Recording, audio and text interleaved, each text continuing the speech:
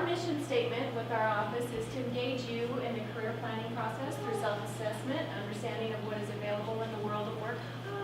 This is what we have here today. So you can set goals for yourself, market yourself effectively. We'll help you connect with employers. We have things like the career fair and info sessions. We have employers calling every day saying, how can I reach out to students? We have jobs available, internships available, to help you embark on a successful career path, whatever you determine that it to be. Such an exciting option, liberal studies, because you really do have control of what you want that path to be. You're definitely not stuck in a box like maybe an accountant or something. Not so much, but anyway. How we meet our mission, I mentioned earlier about career fair stuff. We also have MyCat Careers. That's probably where you would want to get started. If you're not signed up on MyCat Careers, get signed up. Lots of good information on there for student employment if you want to work while you're attending school, internship opportunities, full-time employment opportunities, work-study opportunities. If you have been in the work-study program, you probably are already signed up. And there's instruction sheets over here on how to do that. We have wonderful career coaches and advisors in our office to help you figure out, maybe do some inventories, figure out where your strengths and weaknesses are, help you maybe design your own path for something that's really a good fit for you. Are you hungry, Bobby? No. We have on-campus interviews. We have employers coming in all the time to do interviews on campus with students. They're looking for students to employ. And we facilitate that through our office. Our career coaches do resume critiques. They do mock interviews. Before you go on any interview, come in and see those guys. It's a really, really good practice project. They videotape you. I know it sounds terrifying, but it really is a good way to polish up your skills and find out where you need to work on a few things. And what you're good at, too, so you can emphasize those parts. And also, if you've already graduated,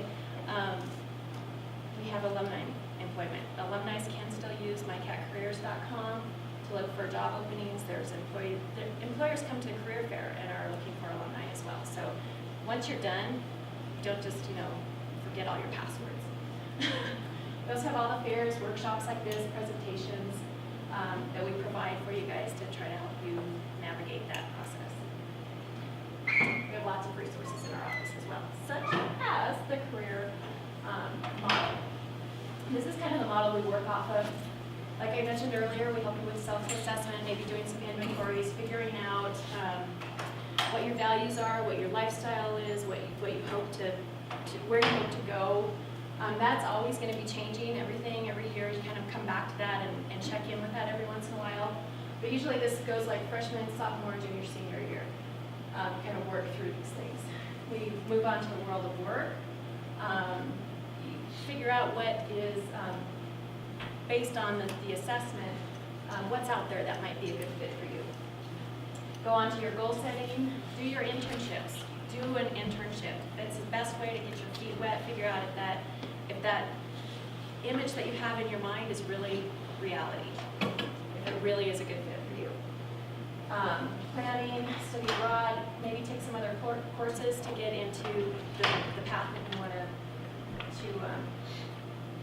navigate, go down. And then our senior year, you're probably going to be doing more career fair, more talking to employers. You've probably done your internship by then. You're doing interviews, you're negotiating salaries, and we can help you with all of that as well. Tonight, you'll be hearing from our wonderful panelists here. Zach Waterman, he's the associate rep with the Sierra Club. They're going to give us a little bit of background here in a few minutes too. Karen Bonderud, right? Owner and proprietor of SK Bridal, and Rob Irizarry, which some of you may know. Looked like there were some conversations going on here. He's a professional consultant. I didn't change that, did I? Sorry. Darn it. I got it on the poster with Right Now Technologies.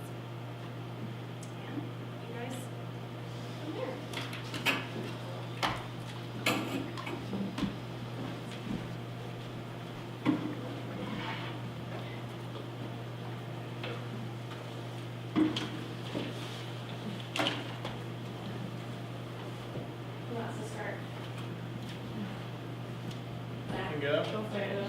Sure.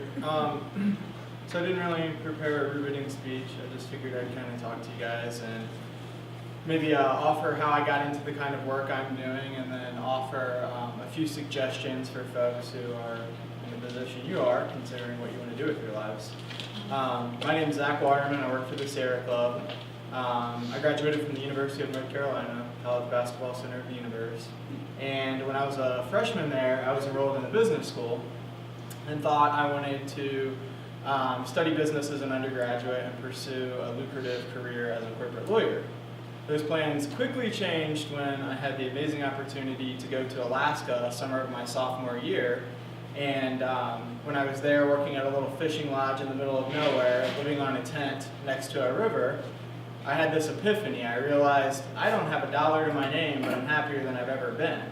So all of a sudden, the things that used to be important to me, a lucrative career, a beach house, things like that, started to seem a little bit more like a bill of goods than actually the key to happiness. And so I fell in love with this place that taught me that lesson and so many more lessons. And the more I learned about the state and learned about the threats it was facing, I became really upset, and I wanted to do something to help protect it. So I went back to Carolina, changed my course of study, and started studying. Actually graduated with a degree in rhetoric. But along the way, I took a lot of classes dealing with environmental policy and environmental politics. And upon graduating, I thought I wanted to do environmental policy work in DC. Actually got an internship working for the Obama administration doing environmental policy. It was terribly boring. So I decided that was not something I wanted to do, was sit at a desk. I wanted to be out in the field and actually get my hands dirty and not be stuck to a desk. And so I ended up finding my way to the Sierra Club, which is the world's largest environmental grassroots organization. We've got 1.4 million members, and we run grassroots-based environmental advocacy campaigns to protect places like Alaska. And so my current job with the Sierra Club, one of the reasons I really like it is, like I said, I'm not chained to a desk, and I get to work on stuff that I'm really passionate about. Every day is different. Some days I am in the office reading a big policy briefing, trying to figure out what a public lands manager and the Shoshone National Forest is trying to do. But other days I'm in the mountains tracking grizzly bears. Other days I'm on college campuses talking to students. So it's always something different. It's really engaging work, and it really allows me to be creative. And so I got some quick little bullet points of advice that I wrote down to offer you guys is, number one, pursue a major that really teaches you writing and communication skills. It doesn't matter, liberal arts undergraduate education, you only get as much out of it as you put into it. And if you're not choosing a major that actually teaches you how to not only critically think, but express yourself in writing, I would reconsider that major within the liberal arts study. One of the things that the liberal arts education really does is allows you to learn those skills and to really hone those, and they're extremely transferable. I mean, you can see the folks I'm sitting up with here with me today, they obviously do different things than I do, but I'm sure they all have strong communication skills, and that's why they've been successful at the work they've done. Number two, I would tell you to pursue something that's your passion. You're going to be doing this career for a big part of your life. If you're not happy doing it, if it doesn't pique your interest, it's going to be a long 50 years until retirement. So do something that you really care about, and do something that really, and this is another bullet point, allows you to use your creativity. Folks who are drawn to liberal arts education, in my opinion, are folks that like to think and like to engage with lots of different issues. And so choose something that allows you to do that, and not just be a cog in a system doing the exact same thing every day, but allows you to really use the skills you have, and always keeps you on your feet doing different things. This is something Chantel also said. I would highly recommend you guys seek out internships, not just one. Do as many as you can. This will not only give you an opportunity to see firsthand different possible career paths, but it'll also, the old adage, it's not what you know, it's who you know. That's true. It really is. This world centers around networking, and you really got to make sure you build those networks. And part of building that network is another piece of advice I'd like to offer you guys, and that's get to know your professors. GPAs, everything like that, that's really important, but when you graduate from school and you're looking for a real job, they're going to want professor recommendations. And a lot of people end up being stuck. Well, I'm 2 years out. You go back to the professor who gave you an A when you were a sophomore. That doesn't really mean anything. Even if it's a professor that would like to help you and vaguely remembers you, they're not going to actually be able to write an excellent, outstanding letter of recommendation. And employers see so many of these things. They're really hard to bullshit. If you don't know your professors well, then it's going to be really hard for them to write you one. So go to class, sit in the front, get to know your professors, and before you guys graduate, get those letters of recommendation. I got mine and didn't use it for a couple of years until after I graduated, but when I needed it, I had them right there, and the professor wrote it for me when they still remembered me. So I'd be happy to answer any questions later on, and so thank you. I'm Karin Bonderud, and I have a liberal studies degree from MSU. I started out in nursing and was on a waiting list for upper division classes for about 2 years, and I went to the general studies department and just learned about liberal studies and kind of figured out that I wanted more a universal degree than just something that was really specific. In case I got bored with the career and wanted to try something new. So it allowed me to take all the classes that I wanted: business, history, math, science, English. So I have a really, really well-rounded education that I've gone back and pulled from. I graduated in 2007 and worked in advanced eye care for 3 years as a para-optometric technician. And I kind of topped out there. I didn't want to be a doctor, and really discovered that I needed to be my own boss because I was too driven to work for someone else. So I have a background in retail, I have a big background in weddings, and I just opened a bridal store 3 weeks ago here in town. So really use my resources locally with the Chamber, the Prospera Women's Business Network, even the MSU Business Department, the Small Business Association for Montana. So it gave me the opportunity to not be locked in, but to be able to use that liberal studies degree and all my business kind of background. So my advice is to use your resources and talk to people, and to not be afraid to fail and make mistakes or take a risk. So that's what's made me really happy about liberal studies and being able to give back, being local in town, and I was glad that I was able to stay here. So kind of a short spiel, but that's what I did with it. So,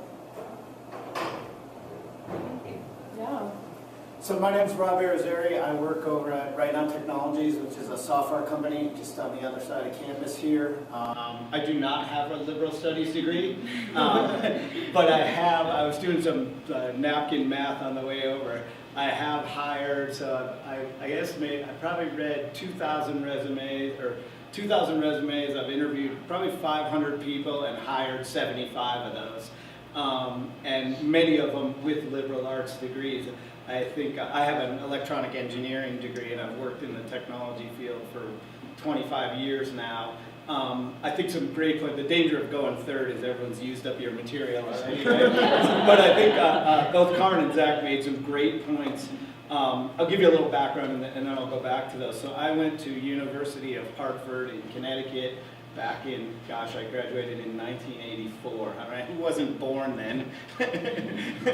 There you go. And I worked at a company on the East Coast there. I've always been insatiably curious, and I would encourage you, if you have any of that gene in you, exercise it daily. And so I ended up with this job where I worked for the gentleman who founded this company. It's called Gerber Scientific. He's got 100, or had, he's passed on now, but hit 150 or 60 patents in his own name, like his own ideas. Some of the stuff he designs in the Smithsonian. So I ended up working on this project with him, and then I ended up getting sent to Germany for this project. And then when I was there, we were in a bar one night drinking beer, if you can imagine that. And I met a guy who was running the Asia division. And the next thing I know, I'm living in Hong Kong and then in Tokyo, and I spent 10 years doing that. And then I came back to the States in '96. Worked to help my friend found a startup, became a customer of Right Now Technologies in '98, moved here in '99 as the 20th employee. How many people know about Right Now in the room? Couple? So 1,000 people. We've grown it from 99 to now to 1,000 people, but here, right? And so it's a really cool story. We're not in Silicon Valley. Nobody's commuting an hour. You see people coming at 7 and at 3, they're over there or up on the hill. And, you know, it's kind of assumed that on a powder day, the parking lot's going to be pretty much empty. And so you don't even think about scheduling a meeting. But everybody, you know, they just kind of do the balance thing. And then the next, you know, people work a Saturday to make up for it. So it's been a really fascinating ride for me, just taking advantage of things like when I went to Hong Kong, you know, my parents thought I was nuts, right? Well, what if you don't like it? I was like, well, I don't know, get in the plane and come back, right? And so I'd encourage you to take risks. It's never, you're never going to have, you know, the don't be afraid to fail comment. It's never going to get any better than this, right? Now I have a house, two cars, 3 kids. My set of options about like, gee, I think I'll go take a job in Hong Kong, it's a little narrower at this stage than it is when you have, you know, like when I left, I had a suitcase. And that was it. That was my worldly possessions. I sold everything and I just went. Right? I had a return ticket, so I had a back out option if I needed it. But it's not going to get any better than this. So I would absorb everything I can. I think Zach's comment about the writing and communications and critical thinking skills. You know, when I looked at the first few hires I made in this engineering organization of people without engineering degrees, I got a lot of pushback. Well, this person has a liberal studies degree. And I said, yeah, so what? Right? They've demonstrated their ability to learn. Look at this resume. It's articulate. Like, all the words are spelled correctly. They have, you know, I mean, you know, and you get the engineer, and it's the other side of the coin. They're brilliant, but you can't even talk to the person in a lot of cases. So I think that the courses that you go through here are incredibly valuable, and the world is changing so fast. You know, who would have imagined 5 years ago, 6 years ago, that there'd be 800 million people on Facebook or LinkedIn, or, you know, the business world is changing so fast that having those general set of skills that will allow you to adapt to whatever it is, the nexus of your interest, your passion, and the opportunity that suddenly appears one day in front of you, you can't put a price on that. I guess additional comments I'd make there, the internship thing came up. When I took my first job interview, the first thing the guy said, the HR guy, well, I don't think you're qualified for this job. Well, of course, I don't have any experience on my resume. Frankly, he wasn't qualified to tell whether I was qualified or not because it was an engineering job, but I bit my tongue and didn't make that point, which ultimately was probably why I got the job. But any internship, we do them over at Right Now all the time in marketing, in all areas of the company. It's great to see that side of the world and decide for yourself. Maybe that isn't what I want, right? Maybe the major change, that's a great time to make a major change. Wow, God, I'm not going to do this, sit in this cubicle all day, that's insane.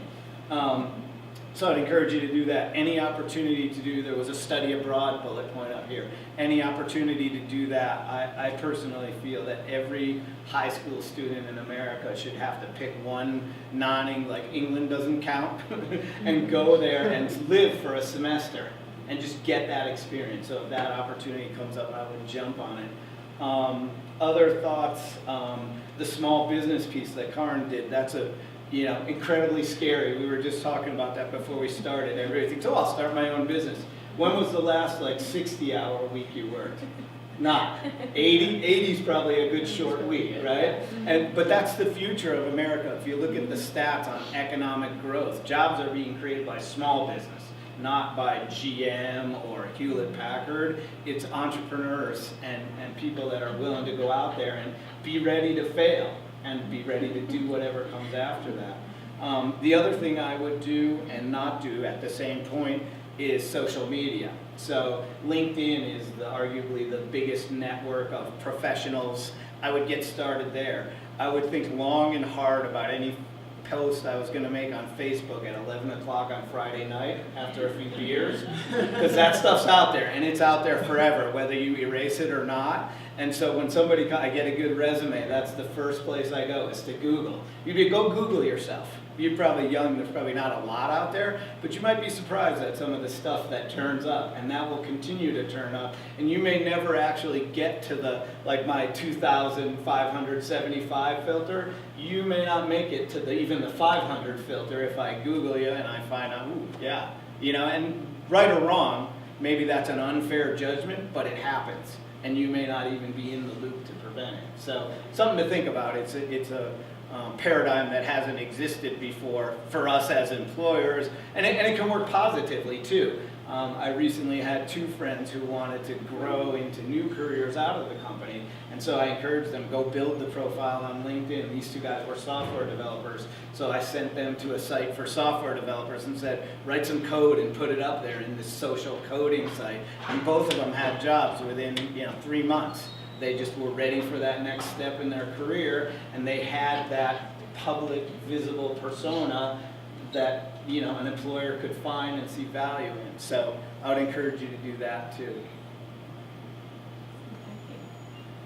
I guess we can open it up for questions. Do you guys have any questions for these guys? I could talk all night. Okay, so let's get if there are questions.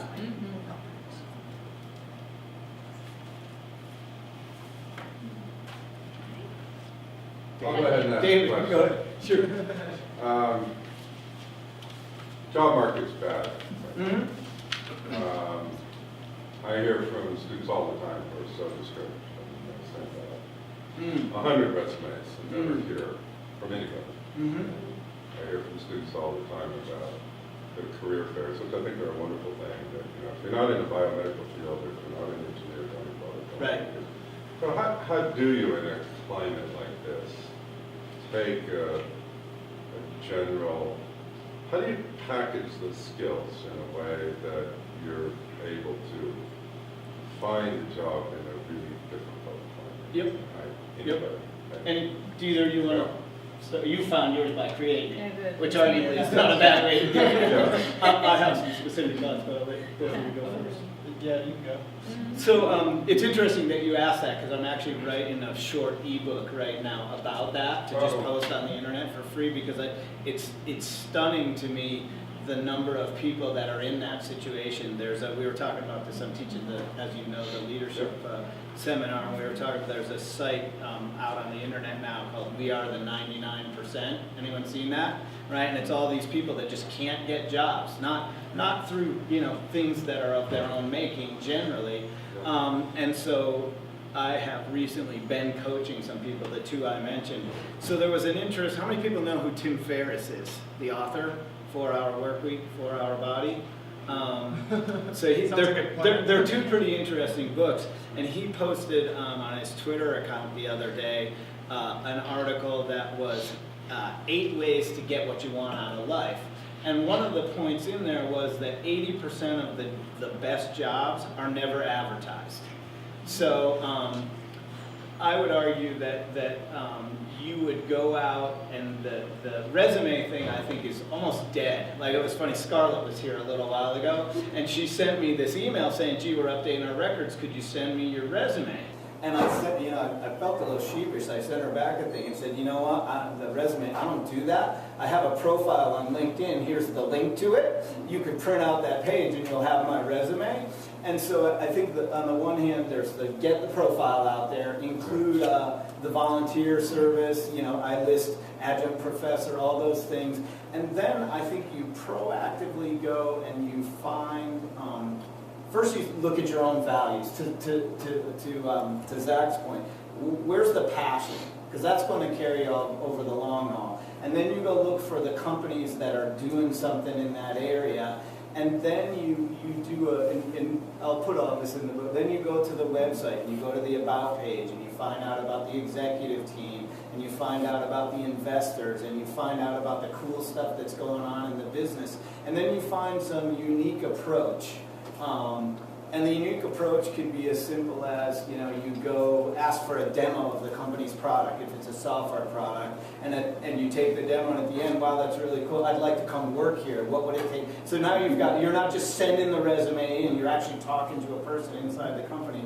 Or I've seen rather than the resume, There's another company called 37 Signals. Anybody know about them? It's a software company, and they have built a business. There's 20 people. It's hard to tell what the revenues are. They're somewhere between $60 and $500 million a year, which is pretty amazing for that few people. And they get thousands and thousands of resumes. And the people who win actually create a website where they basically, it's their, I want to work for your company because. And they do kind of a mix of an essay and a skills demonstration, and kind of passionate. Or you can create a package, like you find that executive where you think there's something in common. They list that they're an avid skier, or they love to go fly fishing in Alaska, or whatever. And then you send a package that's not a resume, it's like a box. And yeah, maybe the resume's in the bottom, but there's some things like a box of flies, or, there's a bunch of different ways to differentiate yourself so that it's not just another application. Or I saw a guy, it's not a job thing, a college thing, but he sent an application to one of the big schools in the East, and they rejected it. And he basically took frequent flyer miles there and flew over and showed up at the admissions office and said, I just wanted to understand a little more about why you guys rejected, it seemed like a pretty good fit, right? And it was kind of a chancy thing to do, but he got an interview and he got where he wanted to go. And so I think you have to kind of push a little bit outside the limit. Does that make sense? Yeah. And if anyone's interested about any of this stuff, I'll put my email address up on the board, and happy to contribute to, because your point is very valid. It's very, very difficult market right now. Paradoxically, I was reading another venture capitalist post today. I forget what the economic term is, but it's the body of unemployment that is not that basically can't be filled because the skills aren't available. There's a technical term from it that escapes me now, but I think you can, as a liberal studies major with those generalized skills, if you have a unique approach, say, you know what, I don't have this exact skill set, but I have a skill set where I've demonstrated that I can learn this skill set. Here's why I think I can do this job for you. Does that make sense? Yeah, and I guess the other thing I'm hearing also, Rob, is that students who are, however they might market or package themselves effectively, have got to be prepared to fail a lot. Mm-hmm. I mean, your funnel starts way out here, and at the end, there's a lot of talented, I assume, very capable people who don't make it down to that last thing. So right. No matter how well you do this, you've got to be prepared to be persistent. You do, and you got to be prepared to, like the guy with the frequent flyer miles. You may not have the bankroll for it, but hey, how about if I came and worked for 30 or 60 days for free? There must be a project where you have a need that you don't have a resource to execute on that right now. How about if I just came out there and worked on that for you, and for free? And the worst case, I'll get the project done. You may or may not like me. You would get some experience, and maybe all I'd ask for it in return, if it doesn't work out, is a recommendation letter. Obviously, that doesn't work if it's in Manhattan, because you can't afford to live there for a month. But you could even offer to do it remotely. So I think that you got to have some kind of unique angle on there. And you're right, be willing to fail. And it's hard. You're going to get some rejection letters, and the example I used the other day was which was the painter who cut off his ear? I can't remember. Yeah. So in his lifetime, how many paintings did he paint? 100, 200? How many did he sell? 1, right? But he kept going. He never got to see the benefit of the work, but he just kept at it because he knew that was what the thing he was passionate about. So I think one of the things students need to do is they need to be realistic. A college degree is a prerequisite for getting an interview anywhere. It's not your ticket to a job. It's a necessary hoop you have to jump through, and there's other hoops you have to jump through too. I talked about the importance of networking. I think that's something you need to focus on. And I think you need to also focus on why do you want to work for this company or this organization? If you're applying for it, even within, I would say that, say you want a job with an environmental organization. If If the same resume and cover letter you give Sierra Club is the same one you give Greenpeace, is the same one you give NRDC, you're just going to be another person applying to work for an environmental organization. Why do you want to work for the Sierra Club? Right. How is the Sierra Club different, and how do you fit that bill? And so I think another part of being realistic is folks really want to see that you're committed to where you're headed. So like, you brought up doing work for free. Find internships, volunteer with organizations, really keep digging your heels in, and just be realistic. I think that, students, unfortunately, I wish this was not the case, but to have a job that you want or probably even like when you graduate from college is not very realistic. You gotta, cut your teeth in that area and really be persistent. And I think that, that's something that college students really need to just hear a little bit more of. That, it seems like ever since you're in, you take the good class in middle school, to take the AP class in high school, to go to the university you want, to get the degree, and then it's like, boom, it's kind of like in the narrative ends. That's not where it ends. That's just the last hoop you have to jump through before you're even ready to begin submitting resumes. Yep. I think that's a great point. Like when I took the job at Right Now, I was living in Connecticut.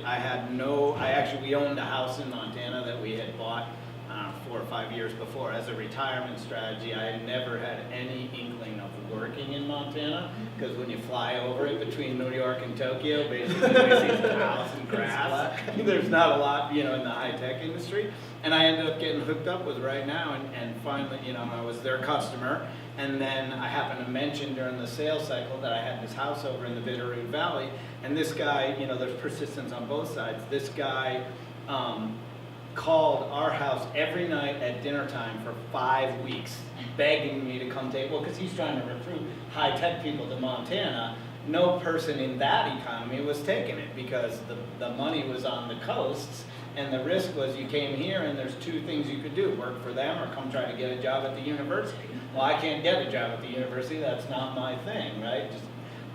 Or as it turns out, I can. It's a small step. And so finally I just caved, and I thought, all right, I'll come out and see what's going on. And at the end of the day, I walked into the room.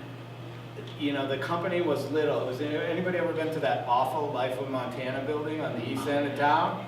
So the sales team was there. The development team was in the basement of the city planning office, and customer support was in this room at the end of the Emerson, which turned out to be my office several weeks later. And they had one job, and it was one that I was arguably sort of qualified for, but it paid 40% less than I was making at the time. And my analogy is kind of, you're standing on the platform at the station and the train's pulling out and there's like a seat on the caboose. You got a hard decision to make there, because you're either going to jump on knowing you can jump off at some point, or you're going to not jump on and you're always going to wonder how it would have worked out. And so, to Zach's point, like lower, if the thing's interesting, if it's even vaguely interesting, I'm never big on lowering your standards, but this is a case where you do it and get some experience. You'll learn something, right? And don't get hung up on the salary or the location or the benefits. I mean, you want some basic health benefits probably, but other than that, if it's a paying job, particularly in this economy, it's a step. It's a step in a direction. And I have since that, my income is now 2.5 times what it was when I took the drop, because I knew I could get on the caboose with the skill set I had and work my way up to the engine, if I decided it was a good fit, right?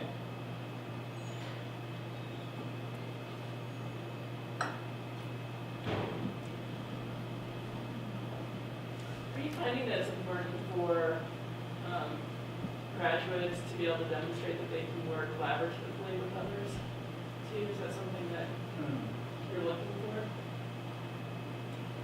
In the interest of not monopolizing.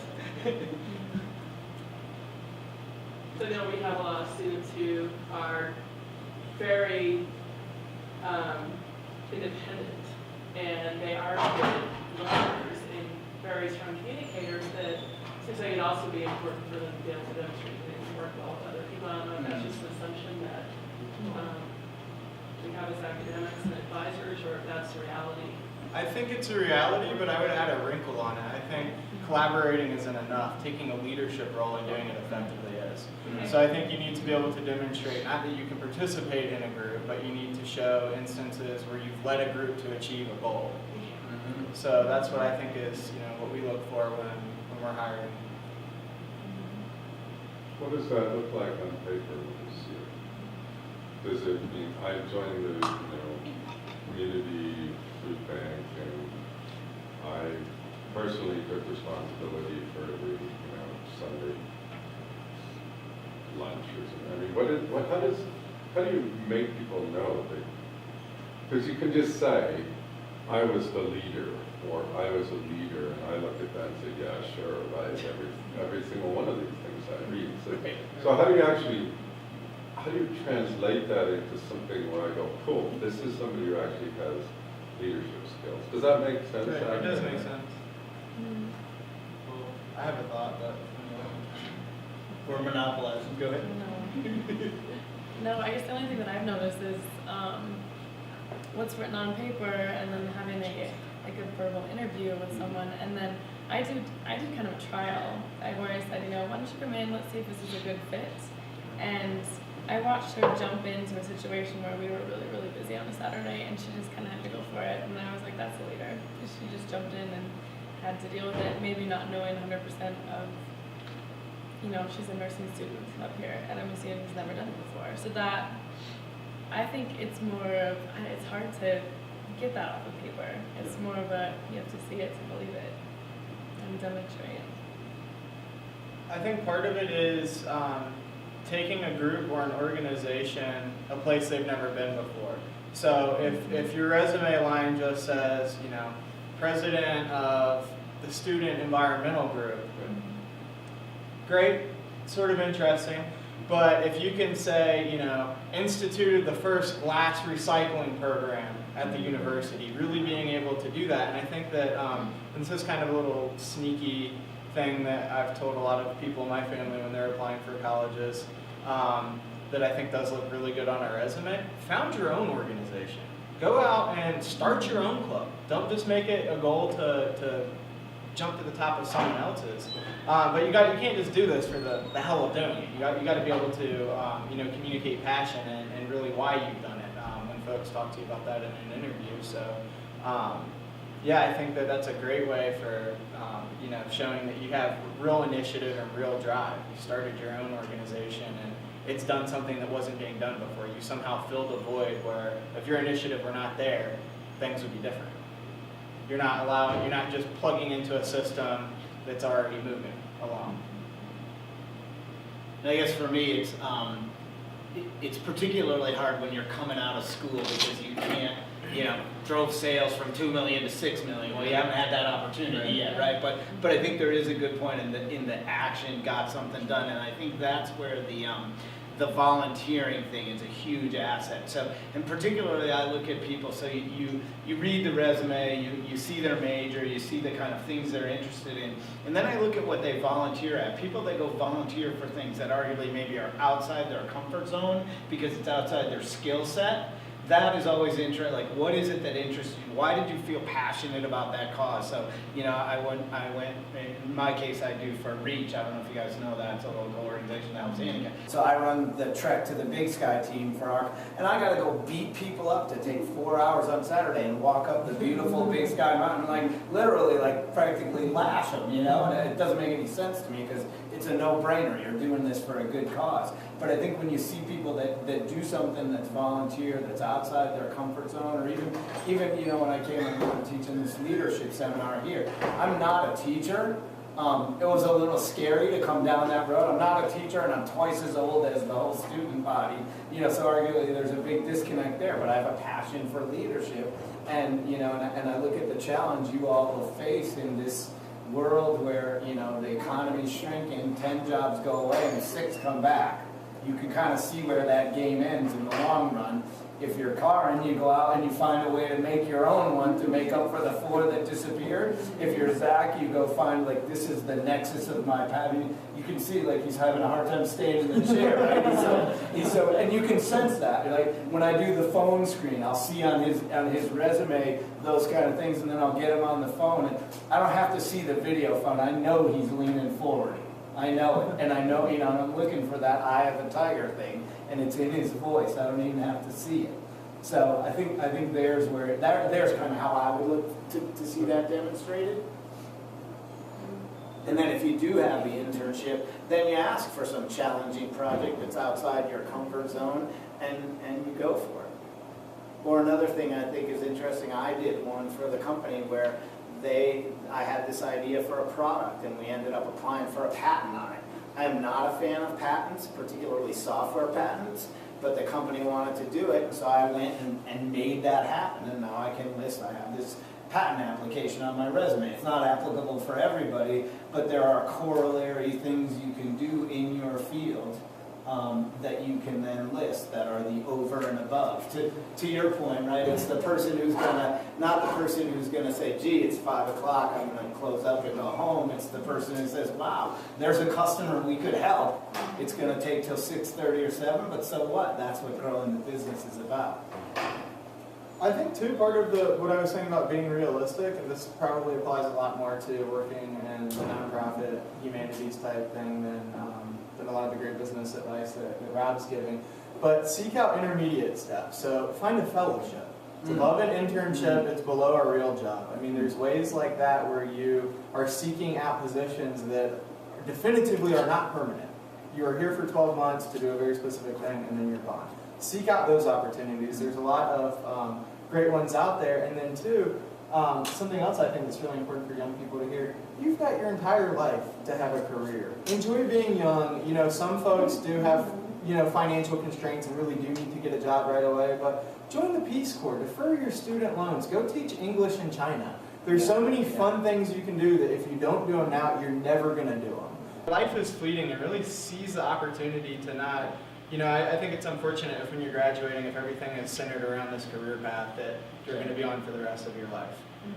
Think outside of that box, and it'll take you places that you never knew you were going to go, and you might go to China and find out that there's some problem there that you become really passionate about, and you go back to graduate school and study public health and figure out how to fix water systems, or who knows, there's a million different ways. But I think that's one of the reasons why studying abroad and really putting yourself in completely new situations that you never would have expected yourself in is not only a blast, but it's really formative and helping you develop as a person, helping you find your passion, and when you do those things, you're going to be in a much better place to actually jump into a career when that time comes. I think it's interesting too, if I understood you correctly, Zach, you said working in a nonprofit, it's not like a business, but it is. Nonprofit is a business, and so I would never look down on somebody's experience work. I mean, they have the same thing. There's funding, but it's arguably harder because you've got funding issues. You've got to basically go get the money and then try to squeeze it as far as you can. You don't have investors come and say, gee, here's I mean, you have some endowments maybe, but don't confuse the non-profit with it not being a business. That experience, I think, is as valuable as any other kind of experience. And I think, too, the think outside the box piece, if you're go teach English in China or go start. I used this example last Friday in the leadership class. Tom's Shoes. How many people know Tom's Shoes, right? So that guy, imagine going to the bank with a business plan. Hey, I'm going to go make these shoes, and for every pair I sell, I'm going to give one away. I think the banker's going to say to that, you're nuts. But look where the company is, and look how much good that guy has done, in terms of just taking care of the world and doing his piece to give back. One of the things I love about working at right now is they give us 40 hours a year to do community service. And I use every minute of those 40 hours because there's a ton of organizations. It's Reach, it's Eagle Mountain. There's 400 of them that we have on our list. And there's great experience there too, right? So I think the give back thing is a big, always look for that, I think, for me. Because I think it's part of our responsibility as people. How about just Tell us what a day is like for you when you get up in the morning and start with Karen. It's a long day every day. You're assuming that we all went to bed the day before, particularly in her case. Right. Exactly. I love loving to go to work every day. I look forward to it, and I get there, and I have a great environment. It's really rewarding. It's set up in a way that we kind of felt would be welcoming for that particular retail. But I take care of everything, from dealing with vendors to, and being a new startup business, I have had a ton of other, competition that's coming in and checking it out and leaving their information. And so we've done a ton of networking. I'm involved in a lot of groups around town that do a lot of networking anyway. So it's been a lot of friends and family and a lot of word of mouth has been what our business has entailed so far. But I do all the accounting and payroll and taxes and dealing with inventory and shipping and receiving and all sorts of everything. So it just keeps me on my toes. Every day is different, and I love challenges, and so it's a good day. It's great when people come in or if we have appointments, and there's always confirming. There's email and Facebook, and I do all that stuff. So I have lots of lots of input and feedback, and I just soak it all up. So it's fun. Oh. Well, my alarm went off at 7:30, then I hit snooze, then I hit it again. Like I said, one of the things I like about my job is the variety of things I do. So this morning I woke up and there's a public lands planning process happening that will decide how public lands in Wyoming are going to be managed for the next 30 years. So I spent, several hours beginning to dig through that, find out where are some of the problem areas, where are, issues being blatantly not properly analyzed or questions not being asked. Like, for example, they want to open up oil and gas drilling in this part of this national forest. Well, in the plan, they didn't take into account that scientists are projecting that grizzly bears, since the whitebark pine forest are dying, are going to be moving into this area now. Now all of a sudden, that's a pretty big omission from a public lands planning process. So I dug into that. Then after I had a campaign planning meeting for a different gas field we're trying to stop from being drilled in the Bridger Teton National Forest. Then I took off in the middle of the day and went and played hockey for 2 hours. Then I went back to work and got on the phones and started calling a bunch of our members to invite them to an event in Cody. And so one of the things I would encourage you guys to do too is when you're looking at jobs, take into account the lifestyle you want. It sounds like you guys get out there on a powder day. I do too. That's great. That's worth a hell of a lot more than money to me. Actually being able to get out there and recreate and having the flexibility to, if I want to go fly fishing, I'll come in at 11 o'clock. And I'll stay later. Or if I want to get out early, I go in really early, and I can manage my schedule like that. And it's kind of these lifestyle. You're not going to make much money in the nonprofit world, but they pay back hugely in other ways. That's great, and it's a great point. Like, all the money in the world can't get that time back. Just can't. So my day. Our company is 24/7. Of the 1,000 people, 500 are here in Bozeman, and the other 500 are in London, Germany, Tokyo, Melbourne, all. So basically there's something going on all the time. So my day today usually starts between 4:30 and 5 in the morning. I get up, I check my threat board of what's going on. If anything's on fire, I put it out. It's a lot easier to put out a fire when it's small. Then from 6 to 8:30, I have blocked on my calendar. It's called family time, and people regularly try to schedule meetings over that, and it's a publicly event. 5 to 8:30 and 6 to 8:30, and then 5 to 8:30 at night. And you can do whatever you want, schedule in there.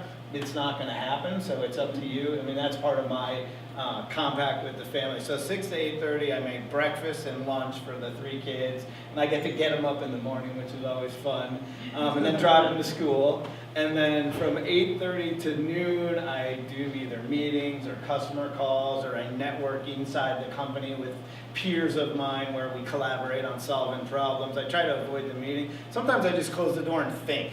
You know, one of the things in our modern social, internet-oriented society, like when was the last time you sat down for 40 minutes? You probably maybe get to do a little more of it, I don't know. And just like think, not surf the web and not do anything, but think about like, what's the next big thing that's coming for the business, or, you know, for my own personal life.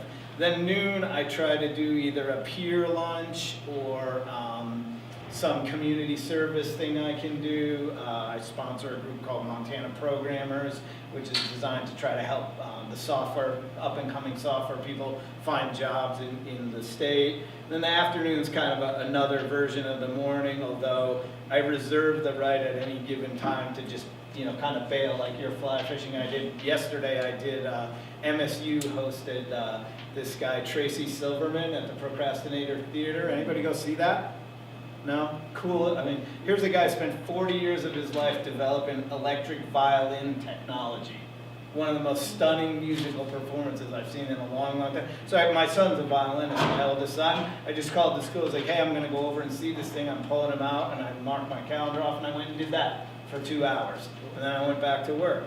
And then at night from 5 to 8, we do the family thing, read to the kids, put them to bed. There's probably another hour there of checking the Australia, Japan, Singapore threat board. And then I usually read or, you know, think again.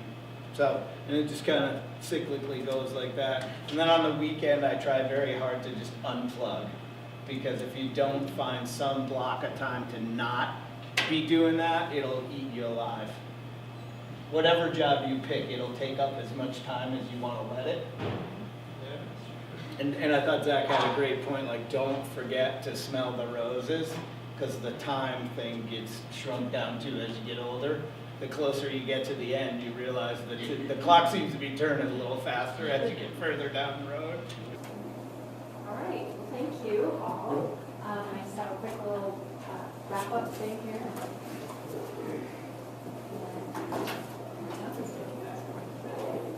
So I put this up too, so You'll be able to just send that book. yeah, it's probably another month. I've got it all handwritten out and sketched, but I have to find that hour every day to turn it into reality. My goal is Thanksgiving, before Thanksgiving. That's that deadline. Well, as you heard, education pays. Unemployment rate, if you look at this chart, basically what this is saying is that the higher your education, the more you earn, and the less likely you are to be unemployed in the future. The unemployment rates go down as your degree level goes up. We have some salary data that is just pretty brand new. Our office does a survey call when you graduate, and you get that survey call, please answer it and answer our questions, because it makes the data for the students that are currently in class much more effective and needy. We had a 50% response rate on this. 81.5% of respondents reported being employed or in grad school full-time. 10.9% are employed or in graduate school part-time. 4.4 are unemployed or looking, and 2.9, which is the one are not to be in, are not even looking. Average salary by degree and year, and this is for liberal studies. 2008, you can take a look at that. We had some pretty good numbers returning, or no, this is not for liberal studies, this is for the whole university. Sorry, we do have and if you do get the data sheet or these sheets here, that is all updated. We just updated that information today on those. Here's our information for liberal studies, and this was for the graduates of fall 2009, spring 2010. We don't see these numbers. If we have better numbers here, get those numbers up, because we have a lot more graduates than that. Do your numbers correlate to like a person's education? So say like they're employed, that's great, but are they employed in a capacity that speaks to their education? We have that information in our office and you can come by and take a look at it. A lot of them, and the information is also updated on these sheets. A lot of the jobs, it actually shows on our spreadsheet if they're in their, what's it called, Lindsay? If they're in their major, or if they're outside of their discipline. So that's not on these sheets, but we do have that in the office. And then our in-state, out-state salaries. As a land-grant university, we want to keep our students in state. And We do we're doing a too. pretty good job. Yeah, we're doing an okay job, I guess, on that. Of course, the job market right now is a little different than it's been in the past. So, and then this is where our numbers, when you break it out, you can kind of see where the nursing students are staying in state. There's some good jobs there. But you can see where letters and science, they're doing a pretty good job sticking around too. So 59% of MSU graduates on average stay in state. So yeah, that's about the end of our presentation. If you guys need anything else, you know where our office is now. Please come by, get on my CAT careers, and thank you for coming. Thank you.